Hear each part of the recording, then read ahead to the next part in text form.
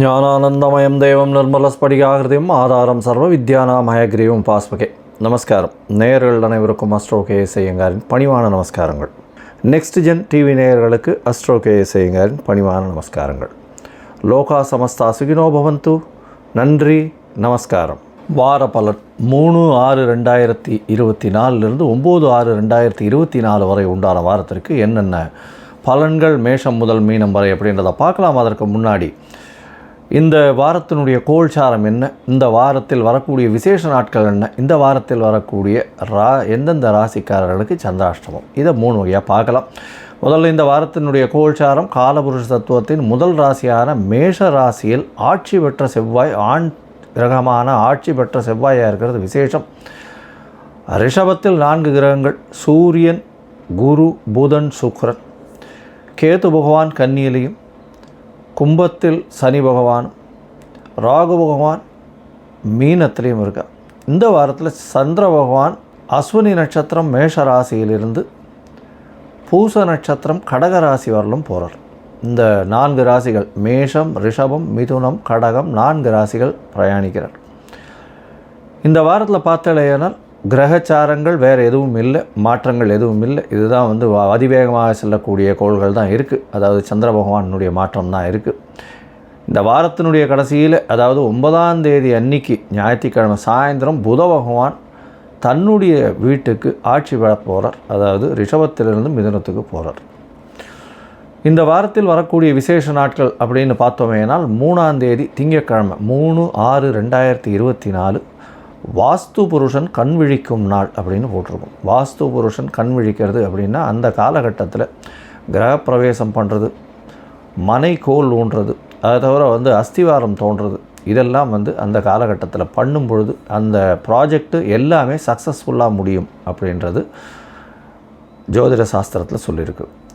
வாஸ்து பகவான் அப்படின்றவர் ஒரு வருஷத்தில் ஒரு 8 தடவை தான் கண் விழிப்பார். அந்த காலகட்டத்தில் எந்த வித தோஷமும் கிடையாது.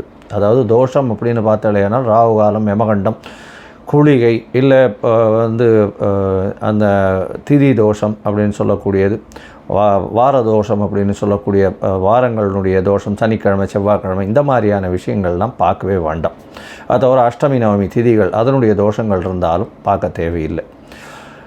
இந்த 3ஆம் தேதி அன்னைக்கு வாஸ்து புருஷன் கண் விழிக்கும் நாள் அப்படின்னு பார்க்கும்பொழுது 9:05 காலையில், அதாவது 6 மணிக்கு சூரிய உதயம் அப்படின்றத வச்சுட்டு இந்த டைம் போட்டிருக்கோம்.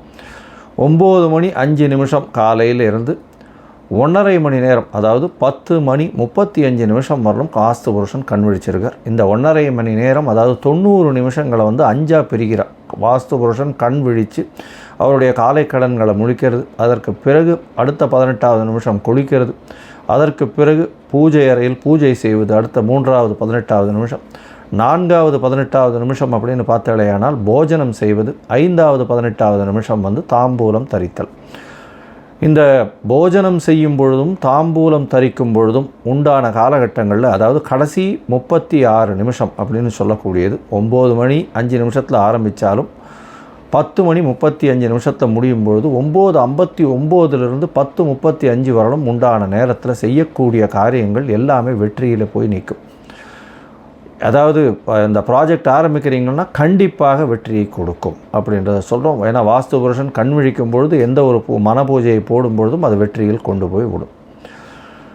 சரி, இதற்கு பிறகு பார்த்தோமேயானால் 4ஆம் தேதி அன்னைக்கு பிரதோஷ காலம். பிரதோஷ காலம் அப்படின்னு சொல்கிறது 13ஆம் நாள், அதாவது வளர்பிறையிலும் தேய்பிறையிலும் வரக்கூடிய 13ஆம் நாளை பிரதோஷம்னு சொல்லும். சாயந்தரம் சிவன் கோயிலில் பிரதோஷ தீபாராதனை ரொம்ப முக்கியம். எல்லா விதமான தோஷங்களையும் போக்கக்கூடிய ஒரு விசேஷத்தை கொடுக்கக்கூடியது இந்த பிரதோஷ காலம். பிரதோஷத்துக்கு விரதம் இருக்கிறதன் மூலியமாக கடன்கள் அற்று போகும், எல்லாவித பிணிகளும் அற்று போகும் அப்படின்றது ரொம்பவும் விசேஷம். பிரதோஷ காலத்தில் அதுவும் சாயந்தரம் 5:45 6:15 வரலும் உண்டான காலகட்டத்தில் அந்த தீபாராதனை காட்டுறதை சேவிச்சுட்டு தான் பிரதோஷத்துக்கு விரதம் இருக்கிறவா தீபாராதனையை சேவிச்சுட்டு அதுக்கப்புறம் பிரசாதம் வாங்கி சாப்பிட்டதுக்கப்புறம் தான் வீட்டில் போய் சாப்பிடவே செய்வாங்க. அன்னைக்கு மொத்தம் பட்னியாக இருக்கிறது, அதாவது உபவாசம் இருக்கிறது பெரிய விசேஷம். பிரதோஷத்தின் மூலியமாக நினைத்த காரியங்கள் கண்டிப்பாக நிறைவேறும். இப்போ வர்றது அடுத்து அமாவாசை வர்றதுனால தேய்பிறை பிரதோஷமாக இருக்குது. அதனால் எந்த ஒரு விஷயத்தையும் தன்னை விட்டு அகல வேண்டும்ன்றதை வேண்டிக்கிறது ரொம்பவும் விசேஷம். அதாவது தன்கிட்ட இருக்கக்கூடிய கடன் அகல வேண்டும், பிணி அகல வேண்டும், தனக்கு பிரச்சனைகள் இல்லாமல் இருக்க வேண்டும், இந்த மாதிரி வேண்டிட்டு இருக்கிறது பெரிய விசேஷத்தை கொடுக்கும். இந்த வாரத்தில் பார்த்தீங்களேனால் 6ஆம் தேதி அன்னைக்கு அமாவாசை, அதாவது சூரியனும் சந்திரனும் ஒரே பாகையில் வரக்கூடிய நாள் அமாவாசைன்னு சொல்கிறோம். இது ஒரு பெரிய விசேஷத்தை கொடுக்கக்கூடிய காலகட்டம். அதாவது மூதாதையர்களுக்கு செய்ய வேண்டிய கடமைகளை செய்யணும், தாய் தகப்பனார் பித்திருக்களுக்கு செய்ய வேண்டிய கடமைகளை செய்யணும் அப்படின்றத நினைவுறுத்துறதும், சூன்ய திதின்றதுனால எல்லா விதமான விஷயங்களையும் விட்டுட்டு மூதாதையர்களுக்கு செய்ய வேண்டிய கடமைகளை மட்டும் செய்யணும் அப்படின்றது இந்த ஒரு நாளில் குறிக்கப்பட்டிருக்கு. இந்த வாரத்தில் பார்த்தீங்களேனால் எல்லா விதமான ஏற்றங்களும் இருக்கக்கூடியதாக இருக்குது. இந்த வாரத்தில் ராசிகளை பொறுத்தவரையிலும் கன்னி, துலாம், விருச்சிகம், தனுசு இந்த 4 ராசிக்காரர்களுக்கு சந்திராஷ்டம காலம். சந்திராஷ்டமம்னா உங்களுடைய பிறந்த ராசியிலிருந்து 8ஆம் இடத்துல சந்திர பகவான் மறையும் பொழுது சந்திராஷ்டமம்னு சொல்கிறோம். சந்திரன் அப்படின்னு சொல்லக்கூடியவர் மதிகாரகன் மறைந்து இருக்கக்கூடிய காலகட்டத்தில் கண்டிப்பாக மதி மயங்கக்கூடும், தவறான முடிவுகள் எடுக்கக்கூடும். அதனால் முடிஞ்ச வரலும் இந்த காலகட்டங்களை தவிர்ப்பது நல்லது. வெளியூர் வெளிமாநில பிரயாணங்களையும் தவிர்ப்பது நல்லது. இந்த காலகட்டத்தில் உங்களால் முடிஞ்சதுன்னா அருகில் இருக்கக்கூடிய கோசாலையில் போய் அகத்திக்கீரை கட்டு ஒரு பசுமாட்டுக்கு கொடுத்துட்டு வாங்க. இதன் மூலியமாக சந்திர பகவானுக்கு உண்டான பரிகாரம்னு சொல்லக்கூடியது இது. அதனால் சந்திராஷ்டமத்தின் தாக்கம் வெகுவாக குறையும். இப்போ என்னுடைய மொபைல் நம்பர் ஸ்க்ராலிங்கில் கீழே வந்துட்டுருக்கோம். உங்களுக்கு எனக்கு அஸ்ட்ராலாஜிக்கல் கன்சல்ட் தேவைப்படுமாயின் நீங்கள் உங்களுடைய date, time, place of birth, உங்களுடைய நேம், பேரண்ட்ஸ் நேம் இதெல்லாம் அனுப்பிச்சிடலாம். சந்தி இருக்கான்னு முதல்ல பார்க்கணும். அதாவது பாத சந்தி, சந்திரனுடைய பாத சந்தி எந்த ராசியோ அந்த ராசியில் இருக்கக்கூடிய பாத சந்தி இருக்கான்றதை பார்க்கணும். லக்ன சந்தி இருக்கான்றதை பார்க்கணும். அதற்கப்புறம் உங்களுடைய ஜாதகத்தை போட்டு நீங்கள் என்ன நட்சத்திரத்தில் இருக்க, என்ன பாதத்தில் இருக்கேன்றதை பார்த்துட்டு கோச்சார பிரகாரம் இன்றைய நிலைமை எப்படி இருக்குது, உங்களுடைய தசாபுக்தி அந்தரம் சூக்ஷ்மம்லாம் எப்படி இருக்குன்றதை பார்த்துட்டு அதற்கு உண்டான பலன்கள் என்ன அப்படின்றதையும் அதற்கு உண்டான பரிகாரங்கள் எளிய வகையில் என்ன அப்படின்றதையும் சொல்கிறேன். என்னுடைய கட்டணம் என்னன்றதையும் அதில் சொல்கிறேன். கடகம், புனர்பூசம், பூசம், ஆயில்யம் இந்த 3 நட்சத்திரம் 9 பாதங்களை கொண்ட ராசி. ராசியின் அதிபதி சந்திர பகவான் அதிவேகமாக செல்லக்கூடியவர். இந்த வாரத்தில் பார்த்தீங்கன்னா உங்களுடைய ராசிக்கு 8ஆம் இடத்துல சனி பகவான் இருக்கார். 8ஆம் இடத்துல சனி பகவான் இருந்தாலே அதுவே அஷ்டமத்தில் சனியாக இருக்கே, என்ன சாமி இது, இந்த பிரச்சனைகள்லாம் எப்படி ஃபேஸ் பண்ண போகிறோம்னு நினைக்க வேண்டாம். 11ஆம் இடம் வலுத்து போயிருக்கு. 11ஆம் இடத்துல சூரிய பகவான், புதன், குரு மற்றும் சுக்கிரன் இருக்கிறது. 11ஆம் அதிபதி 11ஆம் இடத்தில் ஆட்சி பெற்றிருக்கிறது பெரிய விசேஷம். புதிய தொழில் கிடைக்கக்கூடிய வாய்ப்பு உண்டு, புதிய வேலை அமையக்கூடிய வாய்ப்புகள் உண்டு. வேலைக்காக வீட்டை விட்டு வெளியில் பிரயாணம் செல்ல வேண்டிய காலகட்டமாக அமைய போகிறது. இந்த வாரத்தில் பார்த்தோன்னா உங்களுடைய ராசிக்கு 8ஆம் இடத்துல சனி பகவான் இருக்கிறதுனால சிறு சிறு பிரச்சனைகள் உடல்நலத்தில் இருக்கக்கூடும். தொழிலில் மாறுதல்கள் ஏற்படக்கூடிய வாய்ப்புகள் இந்த வாரத்தில் வரும். உங்களுடைய ராசிக்கு அதிபதியான 6ஆம் அதிபதி 11ஆம் இடத்துல இருக்கிறதுனால வேலையில் ஒரு ப்ரமோஷன் கிடைக்கக்கூடிய வாய்ப்பு, அதன் மூலியமாக வெளியூர் வெளிமாநிலம் டிரான்ஸ்ஃபர் கிடைக்கக்கூடிய வாய்ப்புகள் நிச்சயமாக உண்டு. சூரிய பகவான் 11 இருக்கிறதுனால எந்தவித தோஷமும் இல்லாத காலகட்டமாக இந்த வாரம் அமைய போகிறது. உங்களுடைய ராசிக்கு 9ஆம் இடத்துல ராகு பகவான் இருக்கிறதுனால தந்தையின் மூலியமாக திடீர் பணம் வரக்கூடிய வாய்ப்புகள் நிச்சயமாக இருக்கும். இருந்தாலும் தந்தையின் உடல்நிலையில் சிறிது பிரச்சனைகள் இருக்கக்கூடிய காலகட்டமாக இருக்கும். உங்களுடைய ராசிக்கு 3ஆம் இடத்துல இருக்கக்கூடிய கேது பகவான் மூலியமாக சிறு சிறு தொல்லைகள் வரும். அதாவது முயற்சிகளில் பார்த்தீங்கன்னா ஒரே டயத்தில் அந்த முயற்சி முடியாது. அந்த முயற்சிகளில் சிறு செட்பேக் வரும். அதன் மூலியமாக திருப்பியும் அதை ஃபைன் டியூன் பண்ணிவிட்டு திருப்பியும் போக வேண்டியிருக்கும். இந்த காலகட்டத்தில் பார்த்தீங்கன்னா இந்த வாரத்தில் உங்களுடைய ராசிக்கு 11ஆம் இடம் வலுத்து போயிருக்கு. 4 கிரகங்கள் இருக்கக்கூடிய காலகட்டமாக இருக்கிறதுனால நல்ல ஒரு ஏற்றம் இருக்கும். 10ஆம் இடத்தில் இருக்கக்கூடிய செவ்வாய் பகவான் மூலியமாக இந்த அக்ரிகல்ச்சர், அதை தவிர லேண்டு விற்கிறவங்க, அதை தவிர ரியல் எஸ்டேட் பண்ணுறவங்க, இவங்களுக்கெல்லாம் பெரிய ஏற்றம். மருத்துவ தொழில் செய்கிறவங்க, வேகமாக அழுகக்கூடிய பொருட்களை விற்கிறவங்க, அதாவது காய்கறி மற்றும் பழங்கள் விற்கிறவங்க, அதை தவிர இறைச்சிகள் விற்கிறவங்க, இவங்களுக்கெல்லாம் பெரிய ஏற்றம் கிடைக்கக்கூடிய வாய்ப்புகள் நிச்சயமாக உண்டு.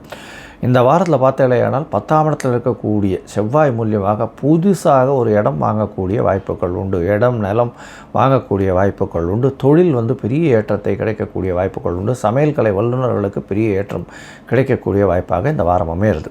இந்த வாரத்தில் உங்களுடைய ராசிக்கு சந்திர பகவான் உங்களுடைய ராசிநாதனே வந்து 10ஆம் இடத்துல இந்த வாரத்தை ஆரம்பிக்கிறார். ராசிநாதனே 10ஆம் இடத்துல இருக்கிறதுனாலையும் செவ்வாயோட சம்மந்தப்படுறதுனாலையும் எல்லா விதத்திலும் வெற்றி பெறக்கூடிய வாய்ப்புகள் உண்டு. ஏன்னா இந்த ரியல் எஸ்டேட் பண்ணுறவாளுக்கு திடீர் ராஜயோகம் வரக்கூடிய வாய்ப்புகள் நிச்சயமாக இருக்கும். செவ்வாயும் சந்திரனும் சேர்ந்து சந்திரமங்கல யோகம் அமையிறது. அதை தவிர 10ஆம் இடத்துல வந்து ஆட்சி பெற்று போயிருக்கிறது, திக்பலம் பெறுறது செவ்வாய்க்கு பெரிய ஏற்றம்.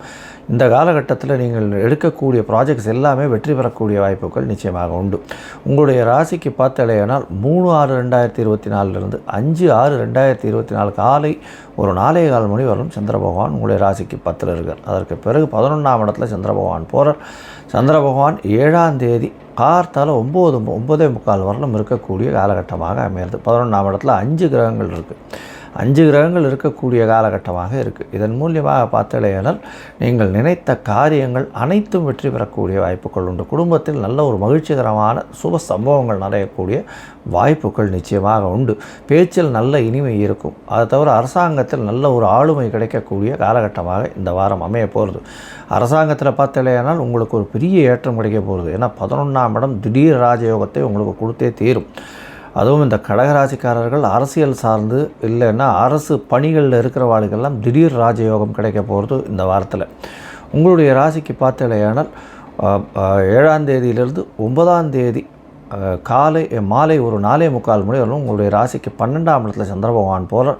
உடல் நலத்தில் சற்று தொய்வு இருக்கக்கூடிய காலகட்டமாக அமையிறது. உங்களுடைய ராசிக்கு 4ஆம் அதிபதியும் 11ஆம் இடத்துல ஆட்சி பெற்று போயிருக்கிறது பெரிய விசேஷம். தாயின் மூலியமாக திடீர் பணம் வரக்கூடிய வாய்ப்புகள் நிச்சயமாக உண்டு.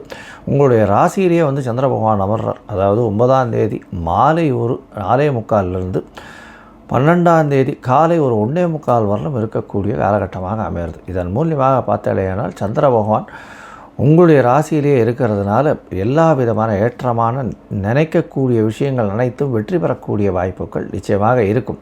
இந்த வாரம் பார்த்தோன்னா உங்களுக்கு ஒரு பெரிய ஏற்றம் கிடைக்கக்கூடிய காலகட்டமாக அமையிறது. இந்த வாரத்தில் இந்த கடகராசிக்காரர்கள் அருகில் இருக்கக்கூடிய காளிகாம்பாள் கோவிலுக்கு போயிட்டு வாங்க. நல்ல ஒரு ஏற்றமும் மாற்றமும் உங்களுடைய வாழ்வில் வரும். பானகம் பிரசாதம் வந்து லக்ஷ்மி நரசிம்மருக்கு பண்ணுங்க. அதன் மூலியமாக நல்ல ஒரு ஏற்றம் கிடைக்கக்கூடிய காலகட்டமாக இந்த வாரம் வரப்போகிறது.